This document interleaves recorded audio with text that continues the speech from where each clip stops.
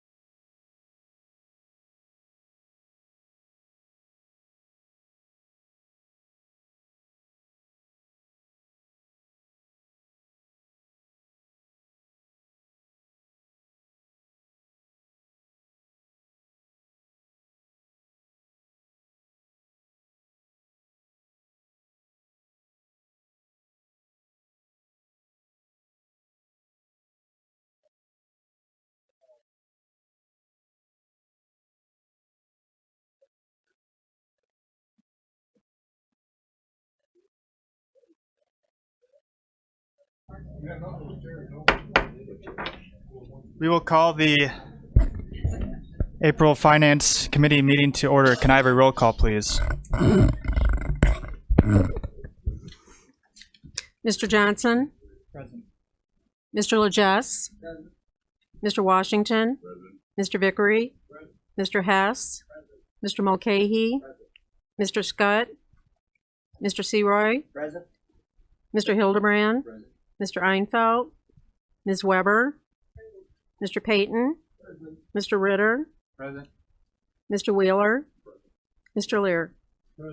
We have a quorum.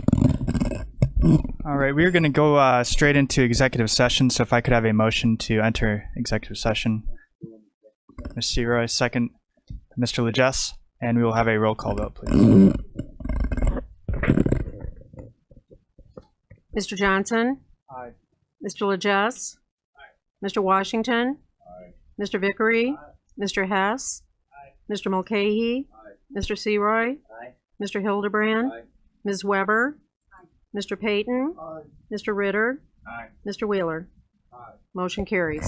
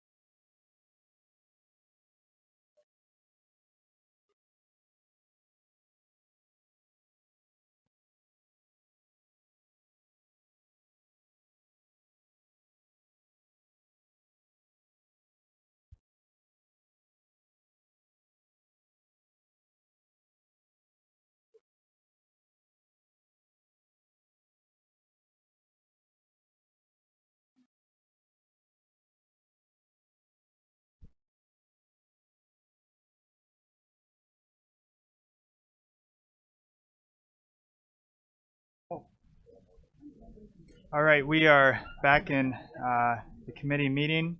All members at the executive session are still present. Thank you. All right, we have item number 3, a resolution for the approval of early lease termination agreement for 270 North Schuyler Avenue. Can I have a motion, Mr. Legest? Second, Mr. Washington, and Mr. Rowe will speak on that. Sure. So the early termination agreement that you're voting on, the terms of that would be that lease for 270 North Schuyler, the State's Attorney's Office, would terminate effective May 31st of this year. The roughly $70,000 in backwards additional rent that is owed to the landlord would be negotiated down to $40,000 payable at $1,666 a month for 2 years. Beginning July 1st, 2017. The county would then have no future lease obligations to that space. It would probably save going forward the rent that would come due over the next year, the additional rent, plus the fact that we've negotiated down the backwards rent. It'd save the taxpayers approximately $100,000 plus some related costs, and it would free up a maintenance department about 20 manpower hours per week. All right, any questions or additional comments to be made? If there are none, we will have a roll call vote, please. Mr. Johnson. Aye. Mr. Legess. Mr. Washington. Mr. Vickery. Mr. Hess. Mr. Mulcahy. Mr. Seroy. Mr. Hildebrand. Ms. Weber. Mr. Payton. Mr. Ritter. Mr. Wheeler. Motion carries. All right, thank you. Do we have any public comment today? I have not received any. One last request for public comment. There is none. We'll move on to a presentation from Mr. David Hoover.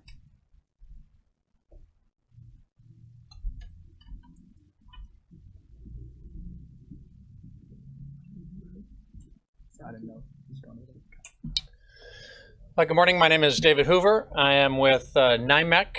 It's a private consulting company. We manage, amongst other things, the electric aggregation programs. We do more in Northern Illinois than anyone, and you may be asking, what is an electric aggregation program? In 2011, the state of Illinois wanted to get more residents involved in choice in electricity other than just Commonwealth Edison. So they passed a legislation allowing municipalities and counties to act as the purchasing agent, shall we say, or negotiate lower rates, but interestingly enough, on behalf of their residents' home electric bills. And currently, this county has a program in place. It started in 2013.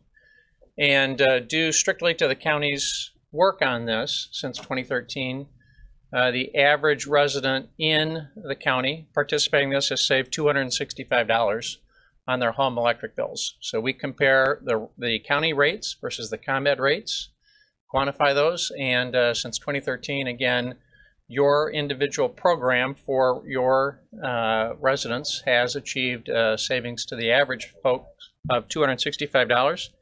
And if you aggregate that amongst the entire unincorporated county, that's $2 million that you have saved through your program that has stayed in the county as opposed to going to Commonwealth Edison. We, again, started the program in 2013. We've renewed it a couple times. The program is due to come for renewal in August of this year. What we will be working with, Andy and others, is to bring to you renewal pricing at that point in time. To renew the program, we bring pricing for 1, 2, and 3 year periods, and we have been working on renewals currently. We see favorable pricing out there. The ComEd rate, all rates, unfortunately, don't shoot the messenger. All rates are going up in ComEd's territory starting June 1st. The ComEd base rate is going from 6.3 cents to 7.2 cents. So that's an increase of right around 15% on the power side of the rates. We are seeing, however, that we're able to mitigate about 8 to 10% of that increase. So the current rates that we're seeing, we hope for the county to come in when we go to bid to be somewhere around 8 to 10% lower than the ComEd rate, further enhancing the savings to your residents. We will need to process everything and get the renewal in place by the first part or the middle of June. And again, we'll be working with everybody on that. One interesting part of it in the contracts to date, we have had the suppliers make contractually, have been embedded in the contracts, have been supplier contributions to the county. And over each year, we've seen contributions from the suppliers on behalf to the county, somewhere in the neighborhood of $85,000 to $100,000 a year. So it's a boost to the county as well. We also have included a number of smaller towns in the aggregation, about 10 smaller towns. We're not talking about Kankakee or Bradley or Bourbonnais. I guess I'm showing my age, Bourbonnais. And as a result, these smaller towns are able to participate as well. You probably let me ask if there's any questions or anything else that we might be able to bring up. Mr. Wheeler? Thank you, Mr. Chairman. It's come up in other settings where we talk about this, and I've had board members ask how much we pay you to do this. It's a fair question. You pay me nothing. We act as a broker. So for managing the program, educating you, helping you through the resolution, or excuse me, the referendums, going through the entire process, and then presenting that to the various suppliers, kind of like a real estate agent. They pay us to bring them the business. So there's no payments from the county to us directly at all. And subsequently, by the way, if the pricing doesn't come in favorably, you choose not to renew and send everybody back to ComEd, our compensation is zero. In that manner, we're leveraging your best efforts because you want to keep us a customer. That is correct. Thank you. Yep. Anything else? Any other questions for Mr. Hoover? I'm going to leave just a couple handouts for anybody, just the bullet points. So I'll leave them with Andy, and then you can pass them out as you. All right, thank you very much. Thank you very much. Mr. Wheeler? Thank you. I just wanted to make sure that when we come back to finance, everybody understood the process once we get these rates going forward. So we'll be working on that and then bringing back a number when the time comes. Okay, thank you. Thank you. Thank you. All right, we'll move on to the next item on the agenda, which is the approval of the March 29th minutes. Someone like to make a motion to approve? Mr. Payton, second. Mr. Washington? All those in favor say aye. Aye. Opposed, nay. All right, motion carries. We will move on to the next, which is the County Auditor's Office. Mr. Lee will not be with us today, but we would like to entertain a motion to accept the monthly claims. So, Mr. Seroy, second. To accept the monthly claims, Mr. Hildebrand, and that will be a roll call.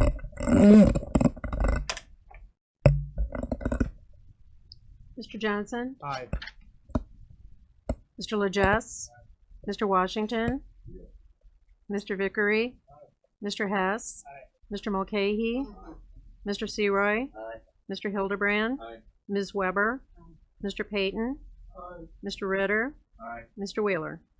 Motion carries. All right, moving on. Then we have the insurance and HR update with Lynn Mackin, and I believe she has a few guests with her to present as well. Do we have a report to? So do we need to approve this now? Yeah, we don't. She's just okay. Yeah, thanks.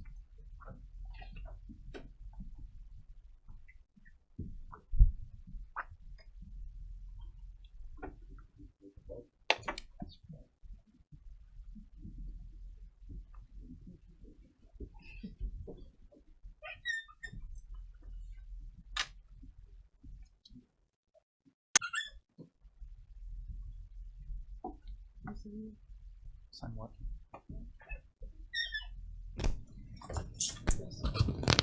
Good morning.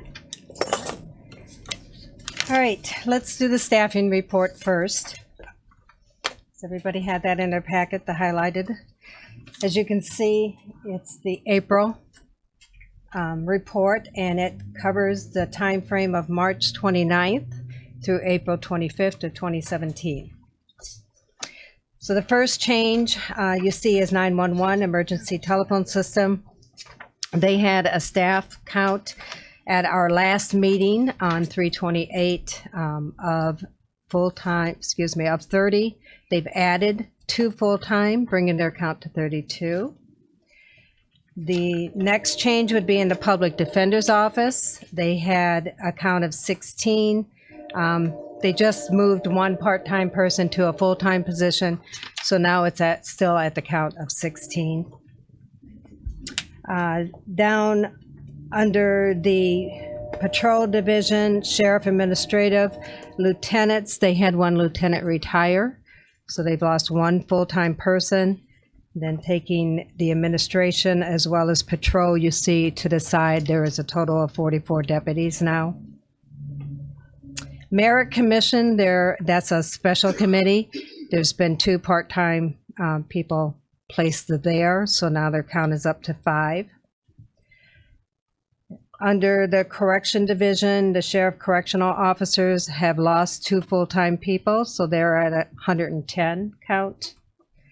And the medical staff has added 1 full-time person, bringing that count to 15. So the total count for the current staff for this month goes to 498. And as requested by the chairman, we now have a full-time equivalent number at the bottom showing you 446. Thank you. You're welcome. And that's all I had on the staffing report. Okay, there's no questions. We'll move on to our insurance. Mike Lynch. Hi, we're going to kind of make a presentation here in 3 parts this morning. On my far right is a representative of United Healthcare, our current insurer, Lori Wilborn. And Lori's going to discuss the sheet that you have in front of you, which is basically the experience report that we receive on a monthly basis, and talk about that, how it affects the renewal process, if you will, globally.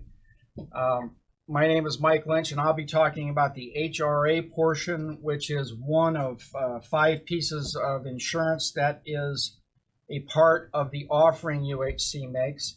And then on my left here is Dave Underkoffler, and Dave's going to put the HRA and the health insurance plan together, kind of in an overview to show how one is affected by the other, if you will. So having said that, I'm going to let Lori go ahead and give you an overview of this experience, and we'll start there. Thank you.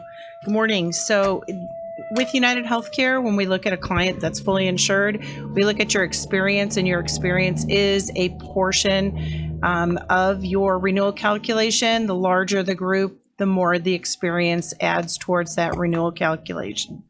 So when we look at this premium versus claims, on the very left side, we're going to be looking always at a rolling 24 months, 12 months being the prior period, 12 months being the current period, and then the prior 12 months would be the former period. So when we do the renewal, we look at 2 policy periods. former 12 months and the most current 12 months. Members are actually the number of, say, belly buttons there are. So how many employees, how many spouses, how many children are on the plan. Subscribers equals the number of employees. So that's the count of employees by month on the plan. What this report is doing is it's taking that premium column, which is the premium, the fully insured premium paid to United Healthcare, and comparing it to the total payments column, which is the third column to the right of the exhibit. And it's putting a loss ratio. So it's a premium versus claims loss ratio. So for the current 12 months, we're paying out 95.8% of the premium that's paid in claims that are submitted to United Healthcare. This dollar amount includes any large losses. It supports in the prior plan period is above the black line, and that supports 5 plans that were offered. The black line as of 1/1/17, so the black line down is the current period we're looking at. And for January of 1, we incorporated 5 new plans. And the calendar year deductibles all begin on January 1st.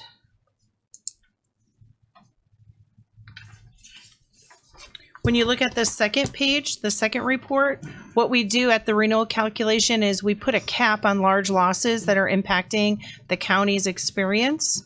So $150,000 is the maximum you are responsible for, and anything above that $150,000 claim we remove from the renewal calculation. As of right now, the most recent 12 months of claims, we have 2 claims that have exceeded that $150,000. So anything above 150 will be removed in that renewal calculation. And as we move through the calendar year, this report may fluctuate, but these 2 claimants will stay the large claimants as long as they fall within the most recent claim experience period.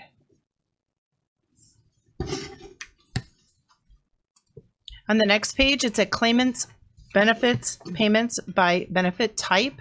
So what this does is this takes that experience and it takes the claims that we've paid and it's split it into these different relation chapters where we can look at these claims from a prescription drug standpoint, outpatient surgery, inpatient surgery. It also gives you the opportunity to look at the claims by subscriber, which is employee, spouse, and dependents. If you look at the very bottom right corner, the $3 million is the total expenditure. 46.2% are employee claim contributions to that total amount. The spouses are calculating at 37.4% of the total claims. And the children, dependent children, are calculated at 16.4% of the total claims. Another piece to the entire process is trend and medical trend and pharmacy trend. When you look at the very first line, prescription solutions, that's all the prescriptions when you go to the pharmacy or when you use the mail order and a prescription is filled. That's running currently at about 16.5% of total claims. And we'll talk a little bit about trend when Dave talks a little bit more about trend and how that impacts. The next report is an extremely busy report. A few highlighted items that I want to just point out to you.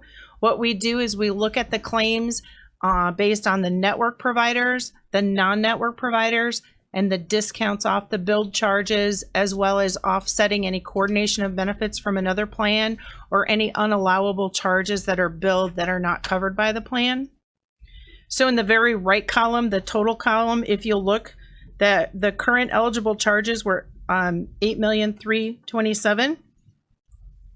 After discounts of 61%, which is further down in that right column for the current period, we came to our total dollar amount allowable for payment, and approximately 98% of the billed charges are coming from network providers.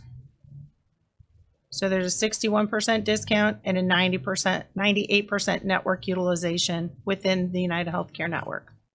And that allows that discounted rate to be passed on to you at the county. The next report is a summary of the HRA that Mike will talk about.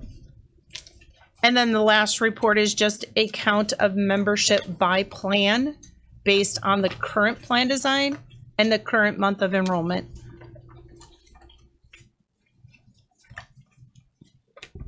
Any questions? I have a question. Yes.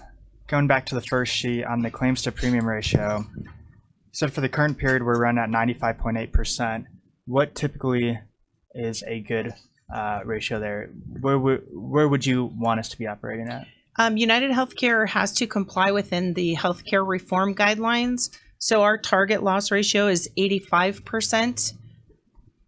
So basically this is running, a little hotter than what our target would be Is based 80 on healthcare reform. Is 85% kind of like the industry average, or is everyone above that target? We measure our entire book of business by that 85%. If United Healthcare is maintaining a loss ratio higher than that 85%, that is a loss that goes back to United Healthcare. If we maintain a loss ratio that is below 85%, we need to rebate and refund our employer groups based on their portion of claims because of healthcare reform. So that's a guideline that we have to target, and we have to perform our business to that loss ratio. Mr. Vickery? Yeah, thank you, Mr. Chairman. Is that a federal guideline? Yes, it is. Is that part of the ACA? Yes, it is. Thank you.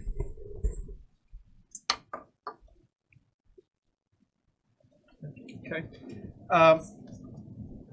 You've got an executive summary in front of you, and before I go in it in particular, I wanted to give you some perspective about this report. As was said, there are 5 plans in the offering in 2016. There's 5 plans in the offering in 2017. One of the 5 plans is what is called an HRA, health reimbursement arrangement, and it is the most popular plan of the bunch. In these 5 plans, in 2016, the HRA plan was a $5,000 deductible. It had an office visit feature. It had a drug card feature. And of that $5,000, the county reimburses $4,000 of the $5,000. The employee is responsible for $1,000 of the $5,000. The liability of the HRA, when calculated, is always based on the number of lives. So it's a floating number from one month to the other. But at the end of the year in 2016, there was approximately a liability. I mean, everybody on the plan submitted an HRA claim of approximately $2,017,000. Now, perspective, the usage at 12/31/2016 was $328,481. And you'll see in this 2017 report that there's another $12,100 that has to be applied to 2016 because it's runoff. Claims from 2016 that were submitted in 2017 are being reimbursed. So the total of that $2,017,000 comes to about $340,581. It's approximately 17% usage of the entire amount. So year end, it ran very, very well against our health insurance plan, which is a little bit hotter than that. It had a higher liability or a higher loss ratio. So having said that, here we sit in 3/31 of 2017, and to kind of give you a perspective, the 3/31 of 16 numbers, the year-to-date figure, we had a $90,975 submission at that point, or the average at the end of 3/31/2016 was about $30,325. Here in 3/31/2017, what we have is a little bit different feature in that of the 5 plans, the HRA was changed this year, and we have a higher liability that the county has. Instead of a $5,000 deductible, we have a $6,000 deductible. The county reimburses $5,000 of the $6,000. The employee contractually is limited to the $1,000. So we have a higher liability, but our thought was based on the good performance of the HRA last year, this was a place to take a position where we could save some more money by buying a higher deductible, which we did. And so far this year, with a liability of about $2,010,000, a few less people, the year-to-date figure right now, and you'll see that in the box, it says transactions paid, 75,544. If you divide that number by 3, it equals around $25,000, 25,181. So monthly right now, even with a higher liability, we're running very, very low. But I caution you, it's early in the year, and as we've seen before, some of these good positive numbers change very quickly. So I think we made a good bet in the sense that last year tells us that our usage was below 20%. I hope to see that again, and so far we're on the mark. You'll see in that transaction paid number, just so you understand it, the month to date number is what came in through March. The year to date, that's the first 3 months of the year. Below that prior year, if you'll see the year to date number, that's the 12,126, which is applicable to 2016. And then finally, they add those total transactions at the bottom, and it gives you a total number. So overall, I would say the plans themselves, although they're running a little hot in terms of the loss ratio, the HRA is running very well. And so the last part of this discussion, we're going to put it in Dave's hands and try to meld both the HRA with the loss ratio of the plan and kind of give you another perspective about where that comes out at. So any questions before we turn it over to Dave? All right, well, I thought what I would do is you have a lot of reports there, a lot of numbers. Make your head spin if you spend too much time looking at all those numbers. What does all this mean to the county? You guys are looking at, the finances for this. When I look at these numbers, I try to project ahead. What is this going to mean when we come to renewal time? Remember last year, now we're a January 1st, renewal, so which is good because that's when the deductibles are and all that. So the more time that we have looking at this, in theory, then the better we'll be able to project things for next year. Your health insurance plan isn't just 100% we buy this premium from United Healthcare.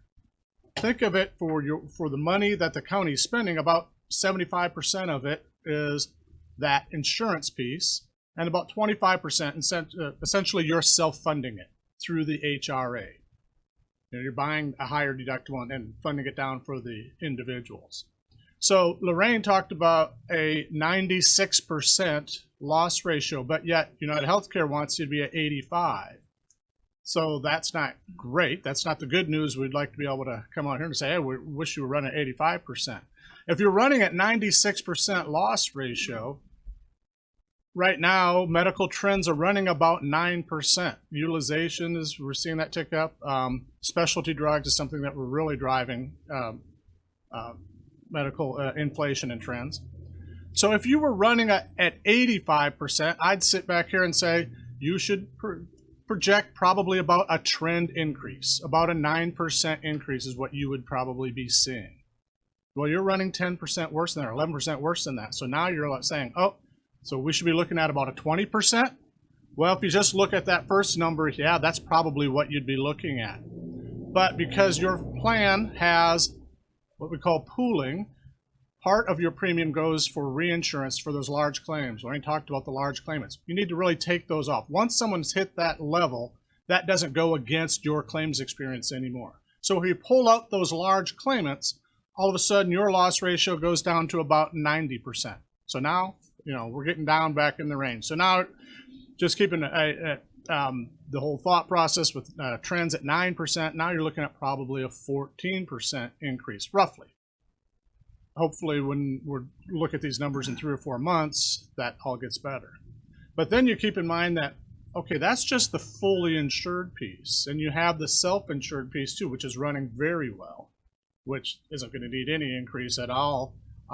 And we can look at the numbers on that. That certainly softens the blow for the entire picture to where now we're looking at a 10% or about a trend increase on your plan.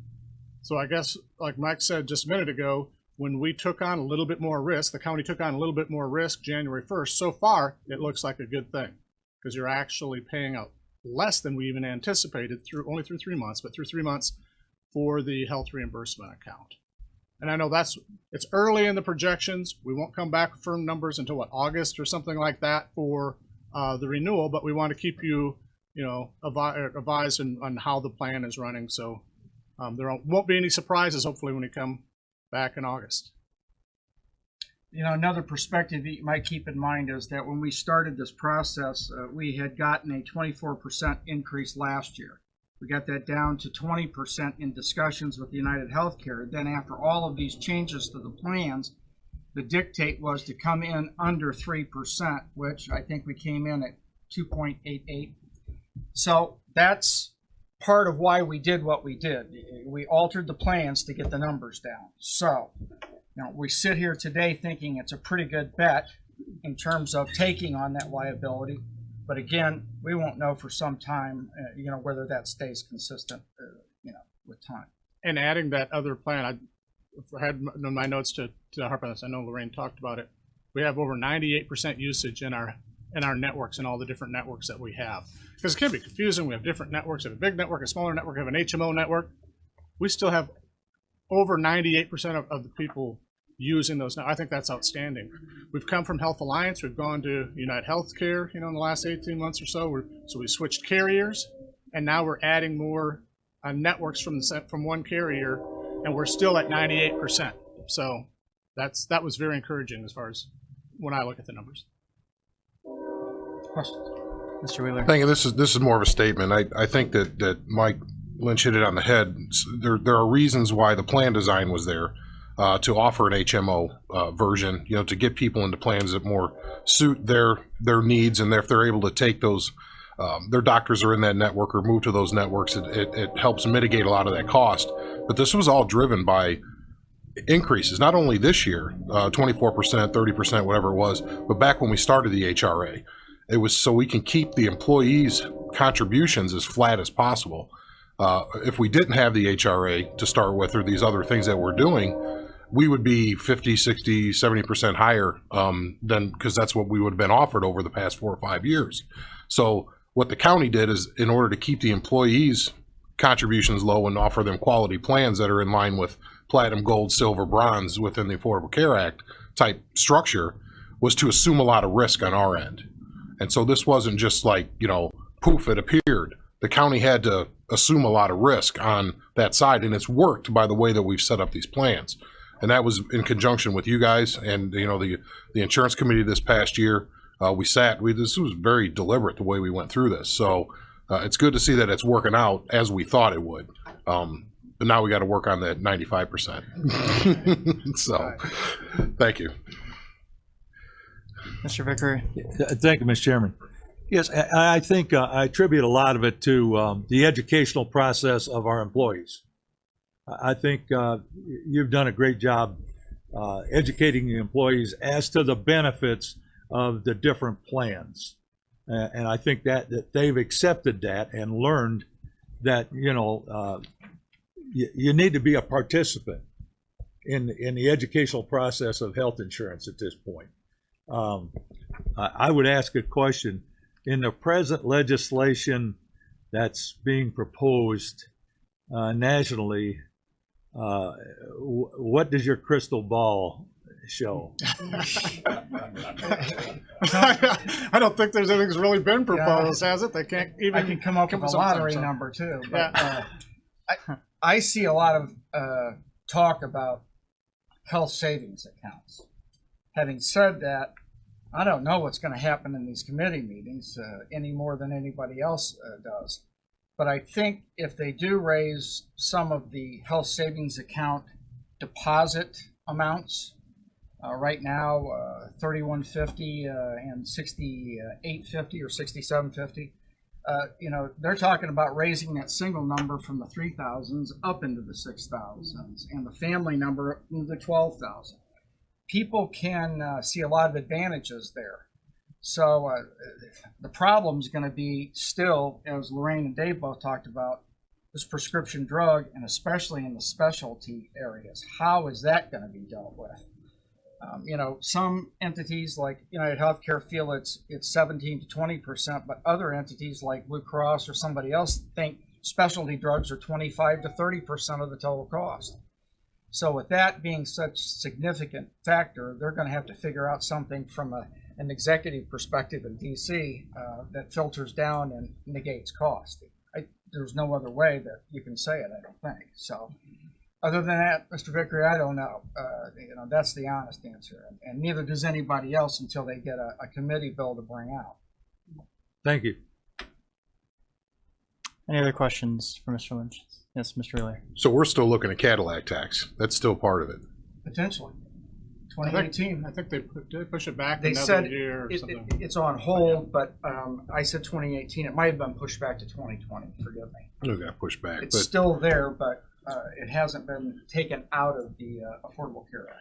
it's just something we may want to look at as far as a rich benefit for, especially when we're working with our labor partners on negotiating contracts. We don't want to get tied into something that penalizes all of us. Correct. So we want to maybe look at that when we're doing our next plan. And at this point, I think all we can do is, as we know the law today. Right. And so when we're preparing, when we come back in August or whatever, it might be a totally different animal. Who knows? Mm-hmm. But yeah, the Cadillac tax is still in the books. Let's just hope the new law is not 20-some thousand pages. Let's hope they read it. Any other questions? I think it's important that the department heads, that we're able to take this information and give it to the employees. The employees as well need to know where we're at year to date with our loss ratios. That way, at fiscal year end, or when we start the process of renewing our insurance, it's not a surprise when we see increases in the premiums. But it surely benefits at an administration level. We can't keep this information to ourselves, but we need to work somehow that the employees are knowledgeable about this as well and have the full information. It's my opinion. Very good point. All right, any other questions before we move forward? All right, thank you. Thank you. Thank you. Do we have some side motions? Is Lynn gonna? Or he's just coming up on. Okay.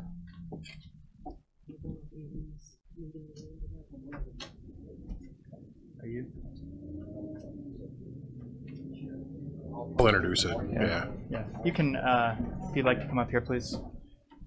Mr. Wheeler? Thank you. For the committee's pleasure, I guess, and consideration, a situation came up where we have a cyber policy. It's a small line in our current liability policy.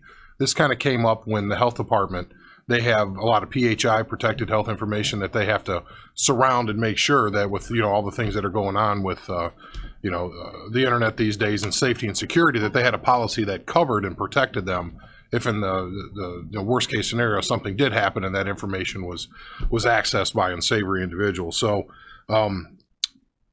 that brought into my head a situation we had about a year ago when we had a breach, if you will, and so we wanted to make sure that at least the finance committee and the county, with all of the information we have, whether it's prisoner information, personal health information, the people that might be at the jail, all the other stuff they have in the county, could be employee information, that kind of stuff, with all those risks that are out there, that we had the opportunity at least to assess what happens, if heaven forbid something happens, and our protection as far as potential lawsuits and things like that. Because right now, Homer can explain a little bit about what our current coverage is and limitations, and maybe what might be available to us. So, Thank you.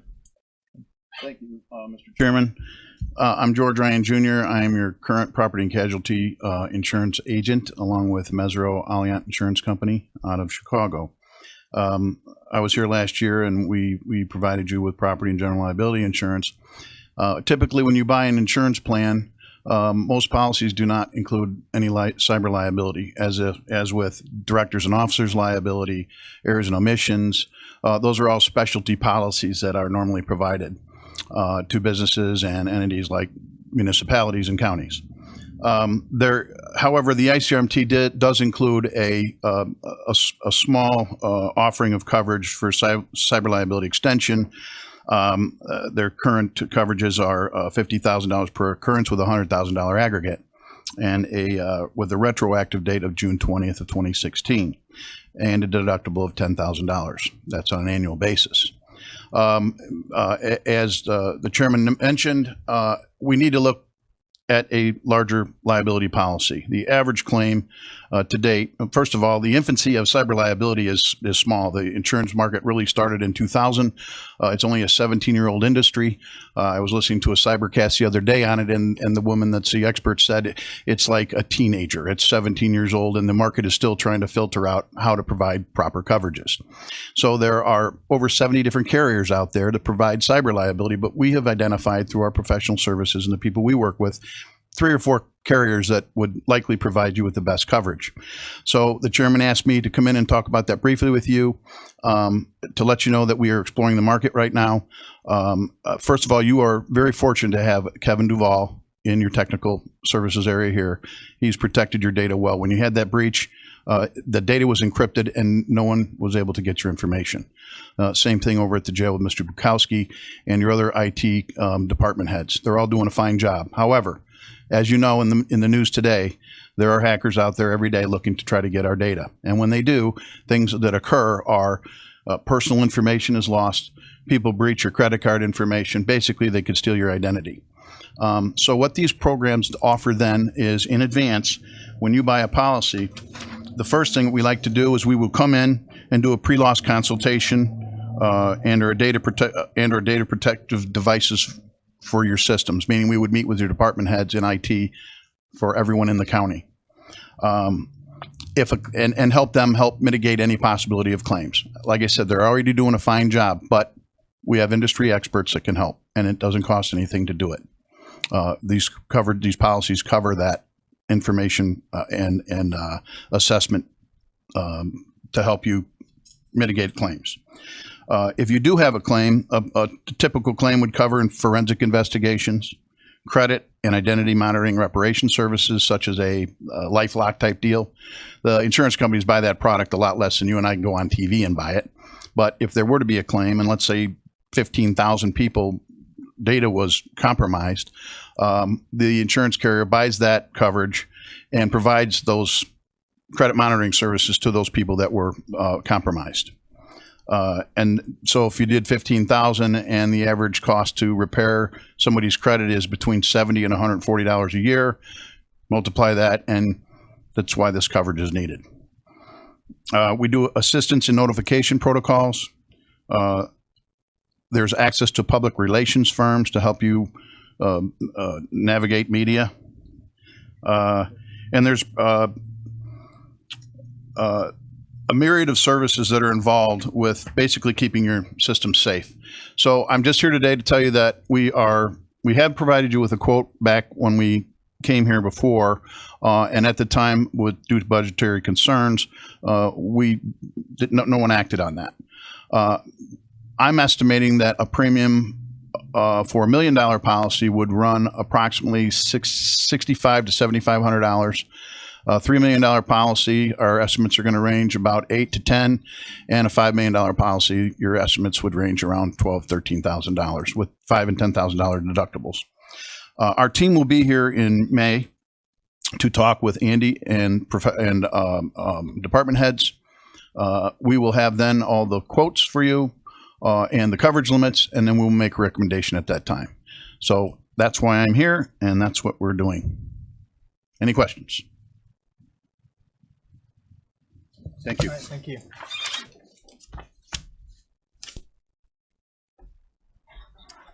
All right, we will move on to the next item on our agenda then, which is the County Treasurer's Office with Mr. Africano. We have the County Treasurer's Report for March 2017, Collector's Report for March 2017, and the monthly resolutions for May of 2017. I'd like to entertain a motion to combine and approve these reports. Mr. Vickery, second. Mr. Seroy. And all those in favor say aye. Aye. Opposed, nay. Motion carries.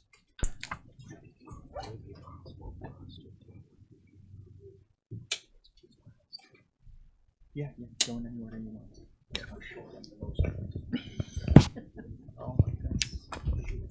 Good morning.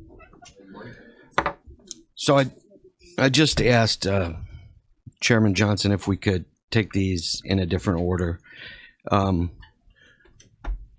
and I had a brief conversation about reimbursement to taxpayer for the demolition of a property by the city of Kankakee. Andy, my understanding from Diane is that had passed. Is that not the case? Are we still, is that still an issue? Well, we have to, here, let me make sure I've got the right one here. I'm sorry. Because there's two of them. Yeah, there's two of them there. Let's see here. It's not the combined. The other one is the transference. Okay.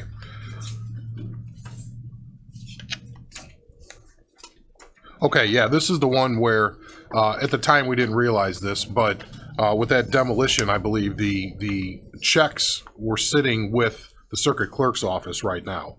The county clerk's office. And we just needed this committee's permission to take those checks and just basically return them to the trustee. Correct. So this situation will be resolved. Correct. And it's more of a finance matter because that's why we just kind of needed a motion in a second just to say, hey, go ahead and return those checks. Since this property was demolished, we just wanted to make sure that we could clean up that little piece of business. And it didn't cost us anything other than returning the money that we had in our possession. Right. It's just the check. So I want to make, at least to keep everything out in the open and above board so finance knew what was going on. We just didn't want to just return the checks without finance knowing. So are we gonna? Yeah, motion in a second. Yeah. Any questions on that? Mr. Vickery, motion. Mr. Washington, second. I think Mr. Oh, Mr. Lejes, you had a question? Yeah. Now, we're talking about the one where, without notice, the city of Kankakee demolished the house. Is that what we're talking about? Yep. Well, I don't know if this has happened before, but is there something in place that this cannot happen again where they don't notify us that they're doing something? My understanding, Mr. Lejes, is what happened is in the process of the tax buyer going for deed, in that process and the time it took, the city then demolished the house in that 2-month window. And the city was entitled to demolish the house. They had a lien on it and they went through their court process. It is a problem. It occurs frequently. Or not, this doesn't occur frequently, but there are issues with the cities. The timing of the... Yeah. Okay. And it's something that I'll endeavor to work closer with the city attorney with. Okay. Thank you. Mr. Wheeler? All we're out is basically is there any fees that we're out? No. No, it's just a total wash because the checks are going back because they were never cashed. Right. Okay. Any other questions? This motion is second on the floor. All those in favor say aye. Aye. Opposed, nay. Motion carries. So the second issue, which is somewhat similar, was a trustee property that there was a problem, and the way I understand it is they called it a soft title problem. I'd never heard that term, but apparently the person that purchased the property had obligations to another individual. That individual exercised his legal options, and it essentially said, I want the property, paid for it, and all we're doing is conveying the property from the one tax buyer to another person. There's no money exchanged. It's an absolute wash. Mr. Wheeler? And that the lien holder is who's actually it's going to. So Correct. The tax buyer bought these and the lien holder had liens on it, so they're just conveying the property to the lien holder. Right. So I think it's a motion to combine these two and approve that the final resolution is the last page of the combination of these and then the transfer. Okay. Thank you for clarifying. I believe, oh, you have to. Okay. All right. Take a motion to combine and approve. Mr. Seroy? Thank you. Mr. Lejes, second. Any other questions or comments to be made? If there are none, all those in favor say aye. Aye. Opposed, nay. Motion carries.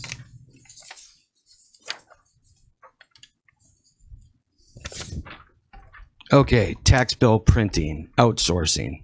I know this is a interesting topic for a few people in this room, and so I'm gonna discuss all the mechanics and where we're at. I listened to the Building and Grounds Commission meeting, our committee meeting, And I felt bad for Brian Gadboy because he answered a lot of questions that I thought should have been directed to the treasurer in terms of when tax bills are being printed, when they're going out. I don't think that's a maintenance issue. So I'm here to address those, address the costs. I discussed with Mr. Vickery that I would present quotes. I know that's a semantic difference, but they're not bids, they're quotes. So what we have right now, we have a mail machine, a sorter, an inserter, a folder, a mail postage portion of it. In the past, tax bills have been printed in the treasurer's office on the Xerox machines. They have been then given to the auditor's office, who then uses the machine that we have in-house to fold stuff. Then they were given to the maintenance department, who took them to the post office. That was the way it's been done since 2013, when this contract was signed for $2,000 a month for 60 months for the mail machine. That's the way it's been done. I am not doing it that way this year. And the reason is simple. It doesn't make sense financially.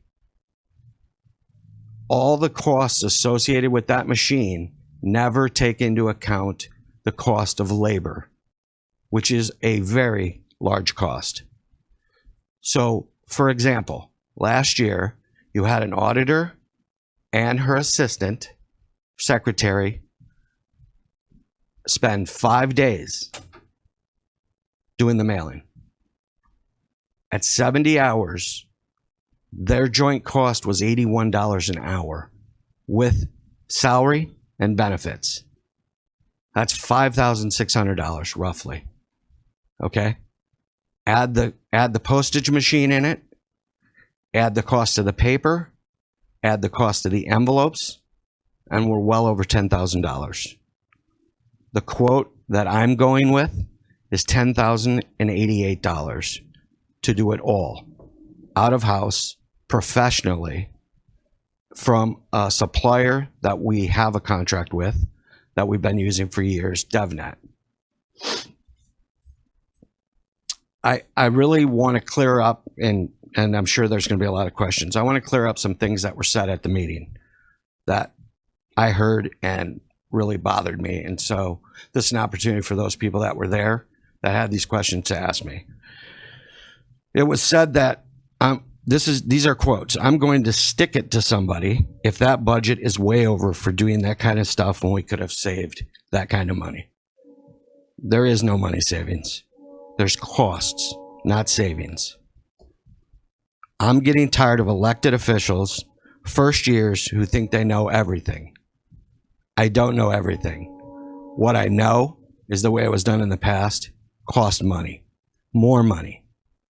A 60-month, $2,000 contract per month. I wasn't around for that. That's not the way I'm going to do it. I don't know everything. All I know is what I can do and do it to the best of my ability. That's what the people voted me in for. That's what I intend to do. And at the end of the day, I guess they will judge me whether or not I did a good job. There used to be teamwork. That was brought up at the meeting. This has nothing to do with teamwork. Jake and I have a fabulous relationship. Eric Blair and I have a fabulous relationship. Has nothing to do with teamwork. It's straight dollars and cents.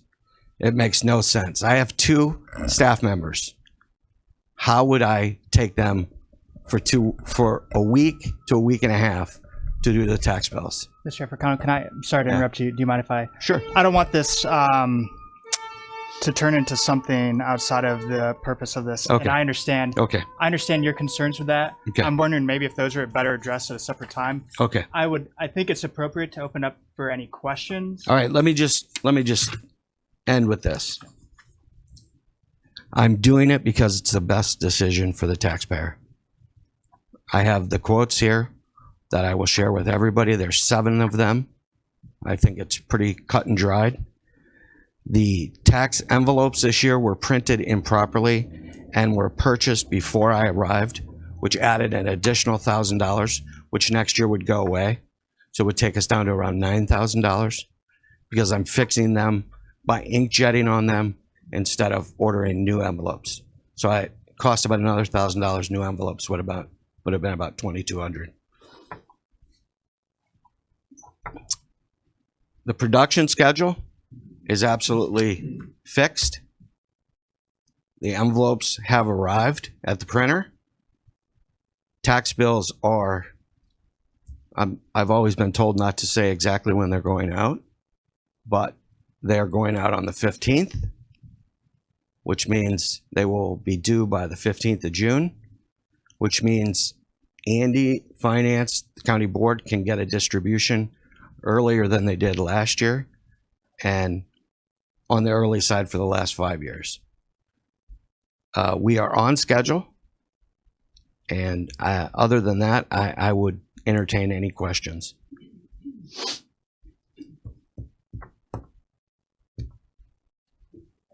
Mr. Seroy. Mr. Chairman. All right, Nick. I'm gonna back you up a little bit to the stamp machine that we're 60 months for $200 a month. You said $2,200. $2,200. Okay. Do we own that machine, or are we constantly renting that machine? I mean, I believe we're not going to be able to utilize that machine. I think that answer is best left to Brian Gadboy, but my understanding is that we are in a lease, which we're working on right now with the company to mitigate. We're obligated through 2018 to use. Okay. So we still got another year left on that. Correct. Okay. All right. Okay. And then Correct. Now I understand you.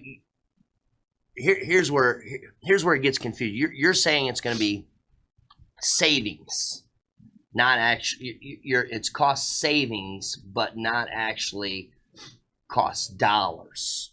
Okay. Correct. Okay. So you're saving the utilization of current employees using their daily labor, 8-hour daily labor, to do that task that particular time, but we still got to pay those people to do whatever they do. Correct. During that particular time. Right. So we're just gonna it's gonna be it's gonna be an increase in dollars. Can I speak to that? Yeah, that's what. Here's the challenge, and I know I briefly said this to you. The challenge is, yes, it's a sunk cost on the labor, but how's the labor best used? Is it best used acting as a print shop, or is it best used acting as a treasurer? I came to this committee last month with $65,000 in interest charges that had accrued because of work that didn't get completed by the previous administration. Okay? That's the kind of work that should be being done in the treasurer's office, not preparing mailings. I have a hotel motel tax issue that I will talk about at the end for another $80,000 that hasn't been collected. Okay. So yes, there's labor, and yes, those bodies are there. There are two bodies. The auditor's not involved and not going to be involved. And it's my opinion that the cost savings will be the treasurer doing their job. Okay, that's where I and not paying this. That's where I thought we were still going to use not just your two people, but two other people. No, the treasurer's office is not involved. Okay, gotcha. All right. He's made that clear. All right. Okay. The auditor's office. I'm sorry. The auditor's office is not willing to participate in the. He's trying to audit. I get it. Okay. So, all right. That was my question. Mr. Wheeler. Thank you, Mr. Chairman. The machine that we have for $2,200 a month is just not for this project. It's our mail machine as well. So it's not just used for Eric's purposes on the assessment books that he has to do and for the treasurer. We agreed to have a folder inserter added to it.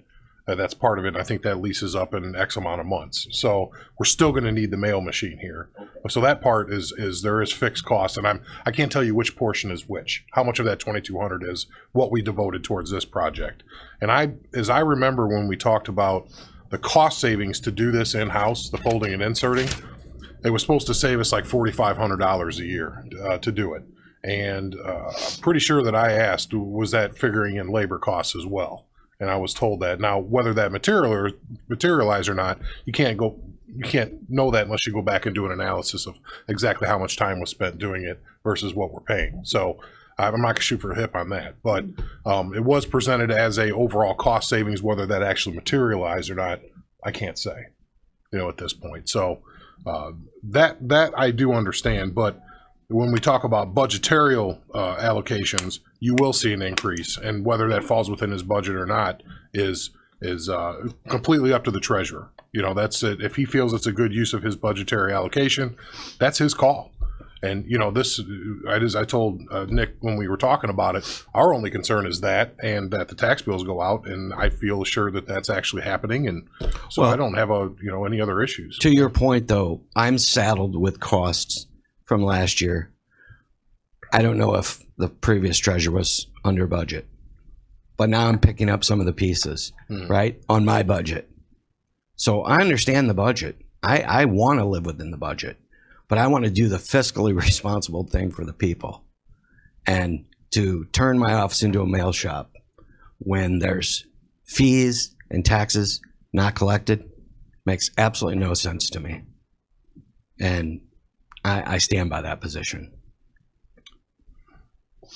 Well, I just say that I can appreciate that thought process and actually agree with it. Typically, though, as the allocation or the appropriations arm of the county, we would like to be in on that process, and we're in now. But we would like to be in on it to say, well, maybe we need to do a budget amendment to allow for that extra $10,000, because that's what we're here to do. I appreciate that, Andy, and I think that's a learning curve, and I that's understand. not a chastising word. That's just kind of like, you can see why some of those questions may come up. You bet. Because I think we're more than willing to make those decisions and support that in the long run. So I appreciate that. Yeah. And like I said, I apologize for any learning curve that, I'm still traveling, but there are some things that I do bring to bear when I took this office. I do have some expertise, and that just didn't seem like a great idea to me. It was one of the first things I looked at. Can I? Any other questions, Mr. Vickery? Yeah, and I understand your concerns. However, it just seemed to some of us that when you made that decision, okay, it affected other people. It affected Eric's department. It affected Brian's department. So I just didn't know. It seemed that you made that decision, but I didn't know that you had contacted or worked with other people in that circle. Okay, we had in the past counted on the auditor's department, Eric's department, other departments to accomplish these tasks. And you made a decision, and it affected everybody. Okay, so that's why I made that comment. Okay, that we all needed to work together. Okay, that's why, because suddenly something that was being accomplished in a different manner wasn't going to happen. And now I don't know how that affects Eric's department. I'm sorry. Go ahead. I appreciate that, Mr. Vickery. I think part of that is learning how to communicate. I do speak with Eric on a regular basis. I do speak with Jake on a regular basis. I don't want to speak for Jake, but I believe his intention all along was not to dedicate his office to mailing. But that's something he could speak better to. I just will say to this body, having mailed well into the 10, 20 million pieces of mail, it's a bad idea. It's a bad idea. There is no cost savings because the labor is stretched so thin in this county that we don't have the labor to dedicate. So for whatever labor you put toward that project, it's being taken from somewhere else. That's essential. That's my opinion. It's my opinion that if Brian could terminate the lease and we could get out of it, it would be a very good deal, because I guarantee you, and I'll work with Eric, he can get his tax bills printed cheaper than we can do it. That I guarantee you. The cost of the post office is a hard cost. It is what it is. We're going to get the best rate. But all the other variables, there's companies that print, 1 million pieces a day. This is what they do. We can't do it better than they can. And we don't have the labor. I don't have the labor. I won't speak for other departments, but I think I see what's going on fairly well. And let me add one more point then. But there was a tax bill notice, right? Well, okay. In that committee meeting, okay, there was an issue about your department needing to use that machine. If the machine is here, I'm sorry.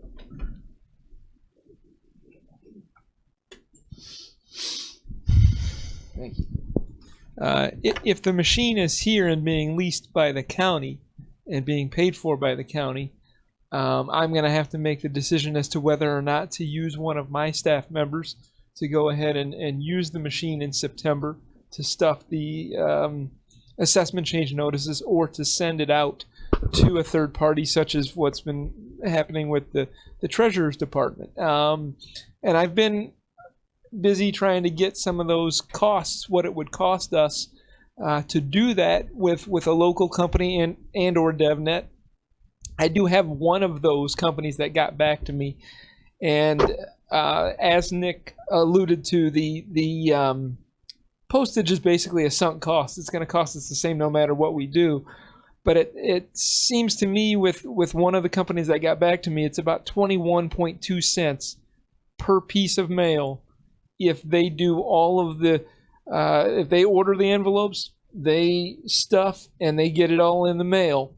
And I'll have probably, 30 to 32,000 pieces of mail to go out, which I would estimate, I did it on the calculator just before I got up here, it's about $6,500 or so. And I did state in that meeting, the buildings and grounds, that my budget for this year was not built to incorporate that cost in. I was assuming that lease was going to be in place through the spring of 2018, and acknowledged last year when I built this budget that the next budget would either have to include a cost for that in my bottom line, or maybe be shifted to the central services budget if that's how the county chooses to pay that cost. So those are the things that are going on there. I would assume if we retain that machine, because it is being leased, I will do what I can to have one of my staff members potentially run that machine for this 1 year if we still have it. After that point, I'm assuming we're not going to renew that part of the lease, but maybe we will, and then we'll talk about that at a later date. Hopefully, pretty soon here, I'll have more than just one quote, but that's what I have right now, 21.2 cents per mailing, not including postage. So you can understand where I'm coming from on that issue. Is it affected other departments? Okay. And change creates problems. Okay. Thank you.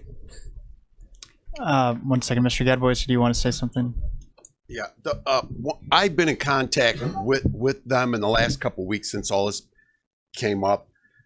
It roughly costs about $600 a month for that mail folder machine. Is the breakdown, the closest breakdown they can get to me is $600 a month. Now, we're not current on those payments. Keep in mind that. What they've said to me is what they'll do is come here, we get current, we pay 1 month, 1 quarter in advance, and now rewrite the lease and make the machine go away. We would then only have the mail machine at a reduced rate under a new contract. Now, there's several other things that go with this. We also have the mail portion of this through the auditor's office that takes care of all the billing through that machine. That's another fee added on to this. So the money, when they say $2,200 a month, that's the mail machine and the folder inserter only.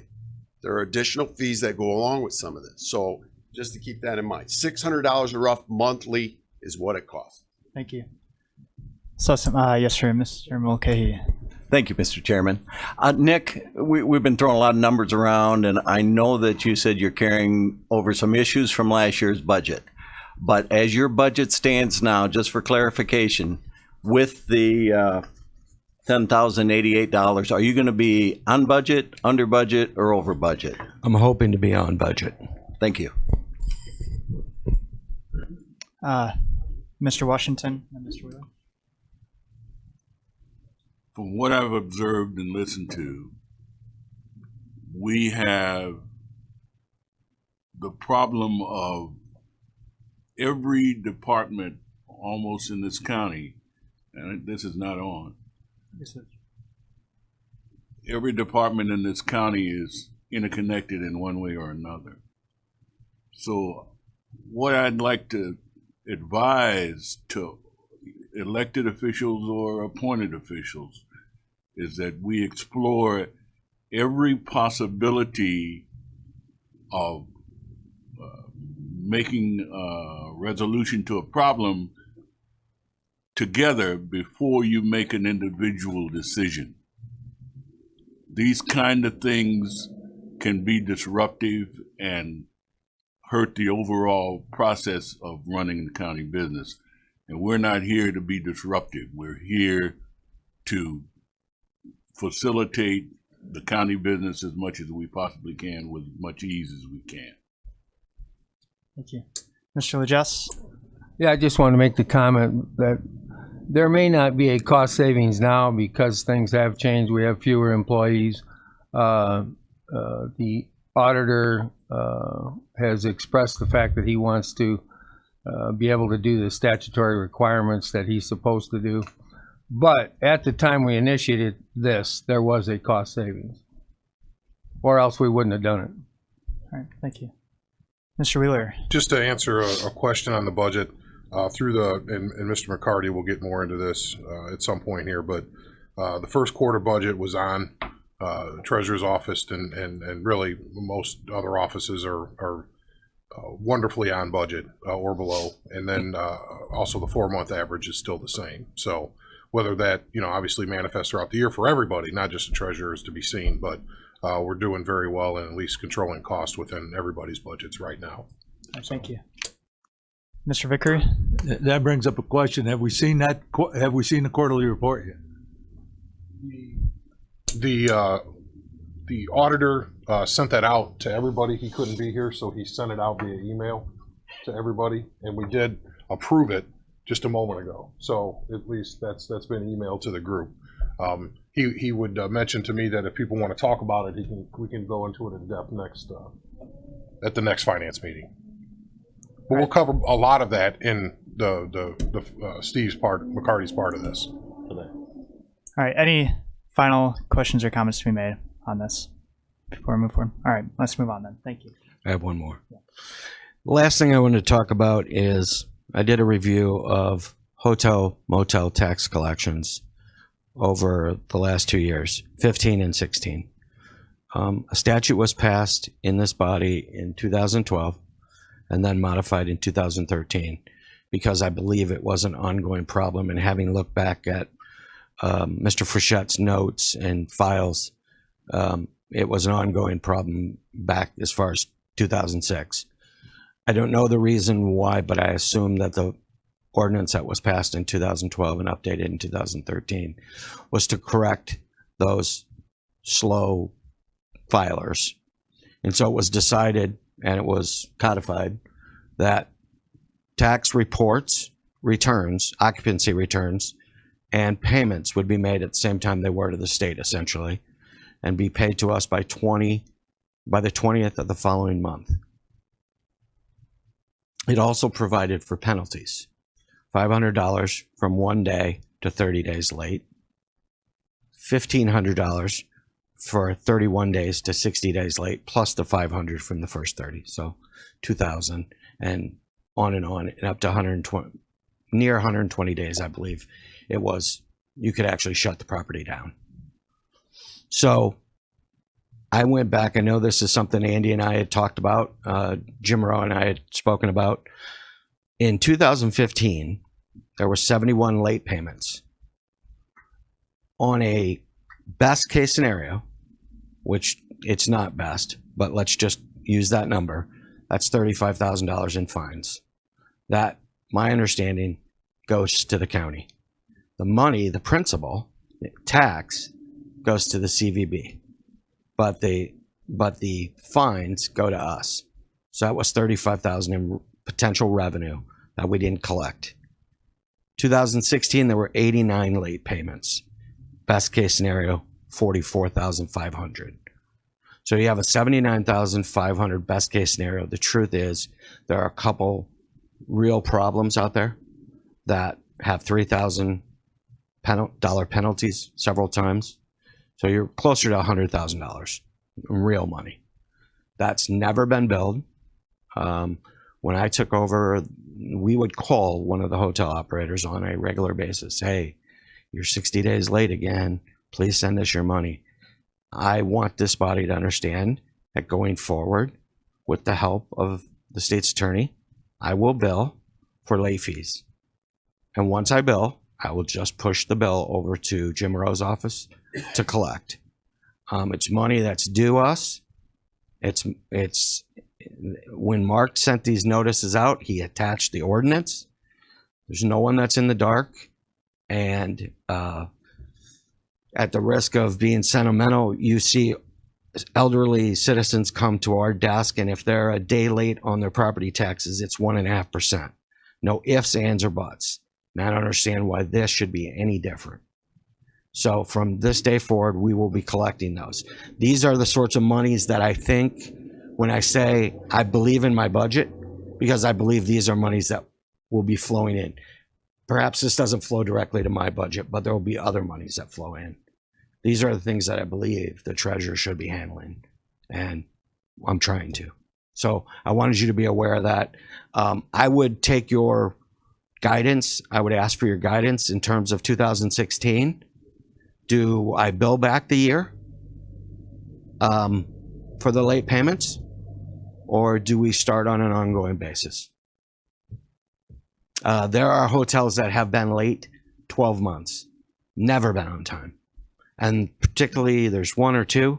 This has been ongoing for 6-7 years. Any thoughts? My initial reaction is maybe just starting fresh and going forward. Fair enough. But I would open up to... I'll probably get a legal opinion, I would imagine, on that as well.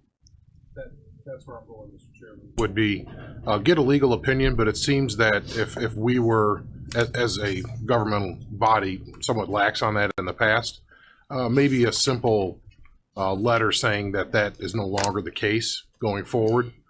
Just a heads up, this is coming, and so maybe attach the ordinance again and saying we will be enforcing this. So as far as going back, I'm not sure if that legally we can do or not, or should we? Because really it was on us to do that and we didn't do it. I don't know how the rest of the committee feels, but.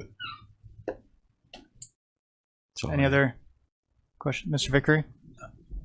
If you bill it, you haven't lost anything. Cost of a bill. And they've collected the money. They have, correct. Okay. I know when I travel, I pay the hotel tax. I mean, okay, all of us do, not just me. But I mean, whenever you travel someplace, and if you travel in some areas, it's a very high hotel tax. Okay. So I'm sure, Shane, you've paid a lot of hotel tax. 22%, I believe, downtown.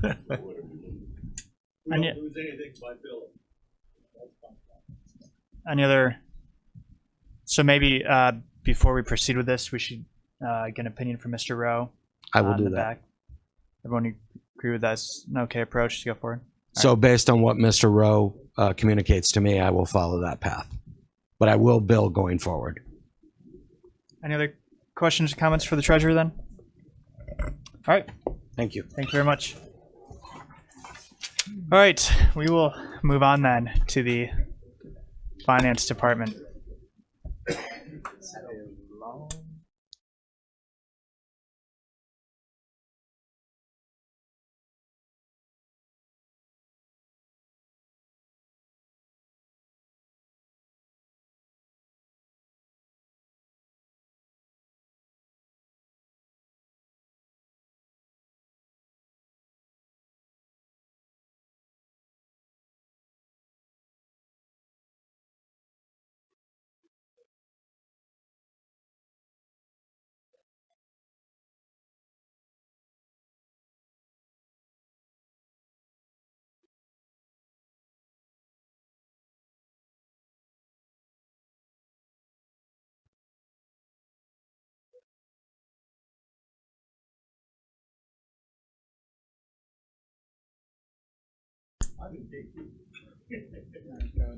Good morning.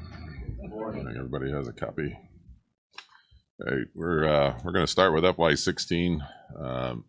Some housekeeping things before the final audit report or the comprehensive annual financial report comes out at the May meeting.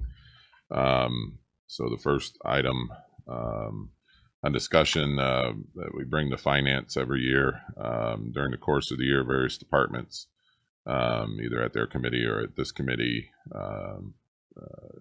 report, that there will be changes to their original budget and contingency in the past has been adjusted to cover those things. This is a list of those contingency items. There are some grants and some activity within various departments, I believe were reported throughout the year.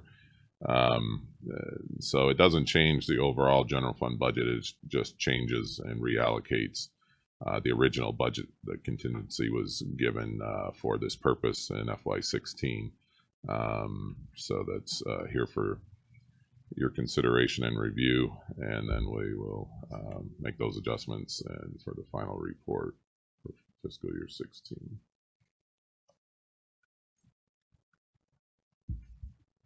Any questions?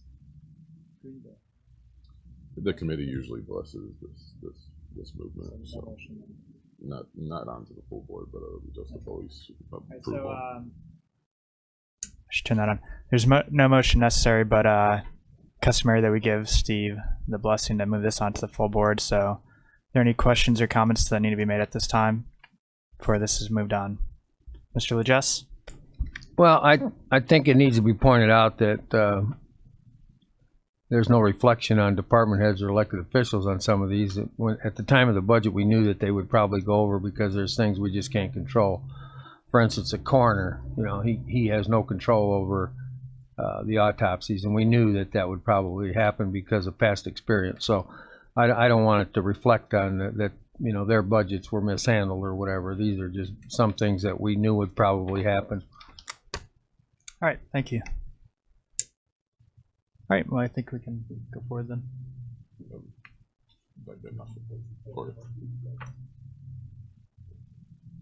It's adjusting the total of the $500,000. If you look in the contingency adjustment column, the contingency is brought down from $500,000 to zero for the final budget, and then reallocated throughout the rest of those numbers. And then, so the original budget adjustment for contingency, then their final budget is reflected for this activity in the far right column. So basically, all of the contingency is being adjusted out.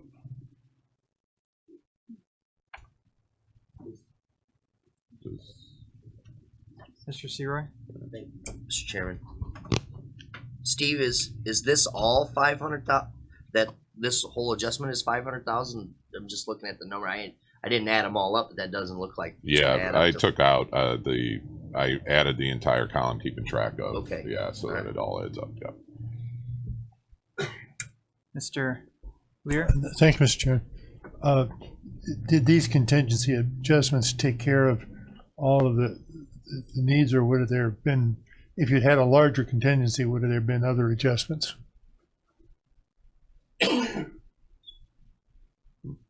Right, I believe there's some others within the budget that are still. Are you, as far as needing adjustment, is that what you're asking, Mr. Lear? Make sure I'm answering that question. There are still some that would it ended up if we had more to go. Mr. Wheeler? Just to clarify and make sure everybody knows it, we're just moving it around. It's not an expenditure. It's not anything. We're just, in order for us to tighten up the audit, we had a contingency, and we've done this year after year after year. It's a common practice to shore up those things that came in, like the elections. We had so many extra ballots that needed to be put in because we had a really big presidential election. So those types of things that were foreseen or unforeseen. So it's really a balancing thing. All right. Any other questions then on the 16 budget allocation?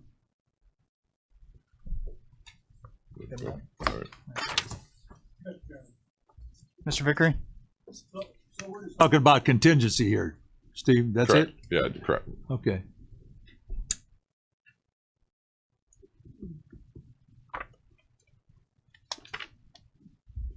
So everybody good with that before we move on? Okay. All right.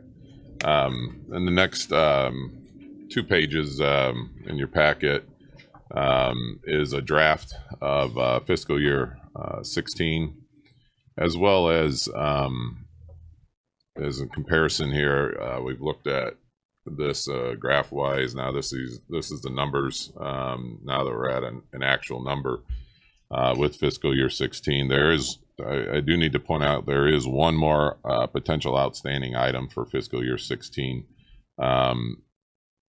Just as far as if this number changes when the final report comes out, if we find that out in the next few weeks. If not, this will be the final number. So there is one more potential item. Do you have an estimate of what that is? About 40,000 roughly is a potential change to this. To the additional expense, Yeah. yes. What column does that fall in?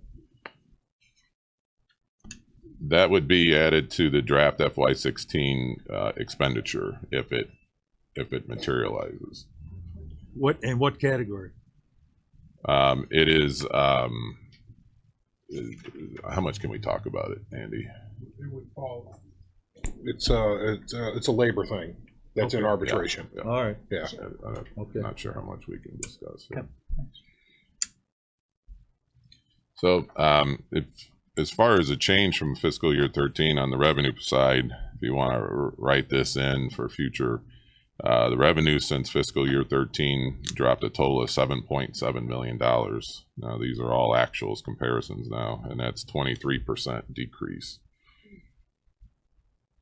So you can see $33.2 million in fiscal year 13 in total general fund revenues, and 25.5 in the draft FY16 revenues. And then from the expense side, you can that number is $9.5 million decrease from 35.1 down to 25.6. That's a decrease of 27% in change in actual expense over a 4-year period of time.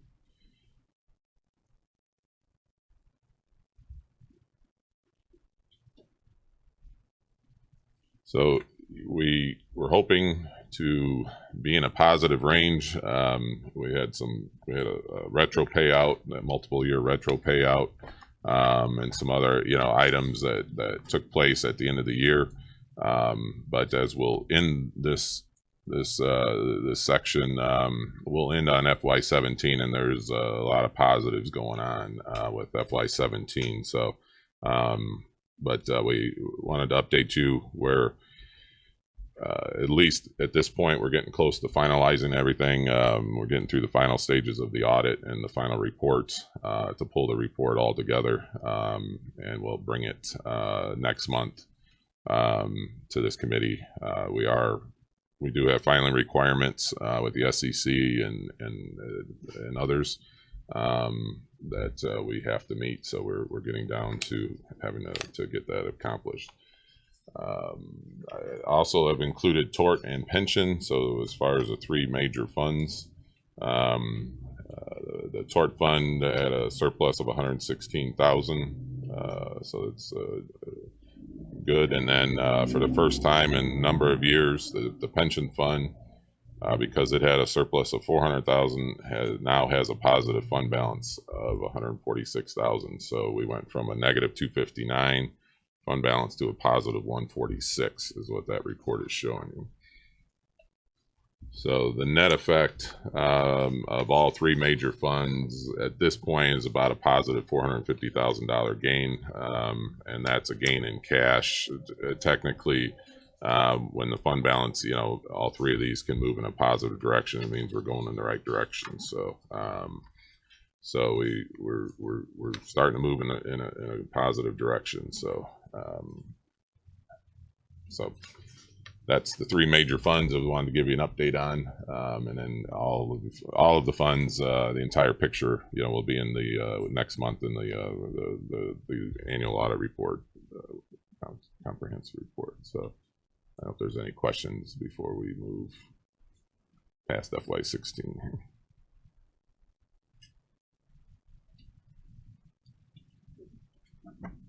Mr. Vickery? Projected year-end balance? Is that it? You mean fund balance? Yeah. Well, excess revenue over expenditure. The 77,000. 77.3. Right. That's a negative 77,000 for the general that's fund. What so yeah, the fund balance went down again, at least for this year. You can see we're moving in the right direction though. So from the previous, we'll have all of that for you next month once we have all the final numbers.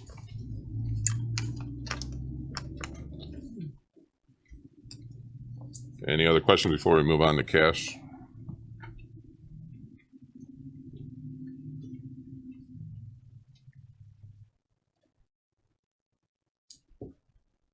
Okay, so you have an updated cash flow through March, and the estimateds are also updated for April, May, June, and July with the most available information. There's not a lot of change to this, so I guess that's a good thing in one way, because our receipts have been consistent, although we hope it would have been better. The state has not released any additional items that we've previously talked about, so it's been consistent, but the accounts receivable piece still remains approximately about the same. So going forward, this is will be April and May are the tightest month to get through. Just late last week, actually just finalized, I believe on Monday, we did move the highway funds that the resolution did the additional $1 million, and we did also pay the IMRF payment for April, which was $625,000 for this month because of 3 payrolls and some retirement and some other calculations that went in there. May is going to be tight, as you can see. The estimated year-end down around 400,000, and the timing of things in our vendors will be probably the tightest getting through May, and then to June with when the timing of when the first distribution is available from the property tax collection. So that's all a timing issue, but a very important one for the balance of it. So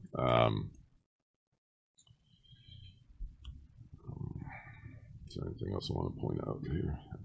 We did print the bond payments, so when the actual April comes out, the bond payment that's shown in May here will actually show in April.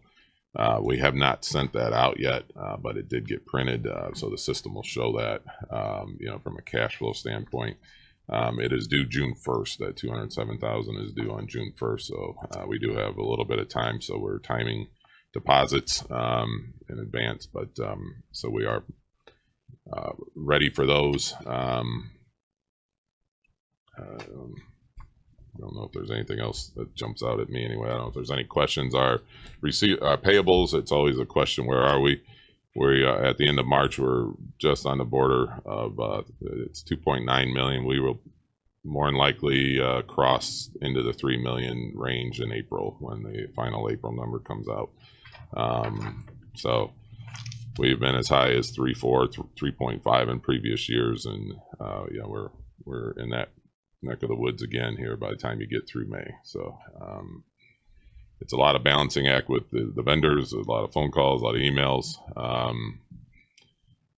It's not a time of the year we like to live through with all the calls and those emails, and trying to communicate with our vendors to try to get them to late June and July before they get the majority of their outstanding payments. So So I don't know if there's any questions to that or not on this.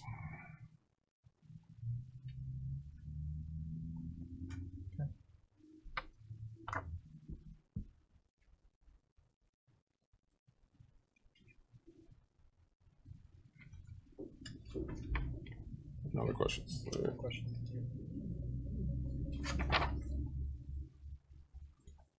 As far as the regular monthly, oh, we do have a question. Ms. Peters. Thank you, Mr. Chairman.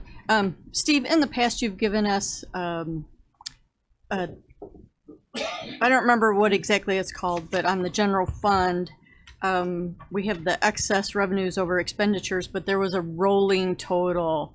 In, do you know what that rolling total is if you would have put it on this report? The general fund, what it's at? Because that actually increased. Rolling total of what? Do you know what? What the specific? indebtedness on this. Fund balance? General fund. Yeah. Drawing a blank right now. Off the top of my head. Well, we're in the $4.8 million negative range in fund balance. So okay. That's where we're at. I did not add that up if the 77 will take us. I don't know I know the 4.8, the rest of it, if it'll take us to 4.9 or not, I will bring that. We will show that next month. Okay. All right. Thank you, Mr. Can't answer that Steve. specifically off the top of my head.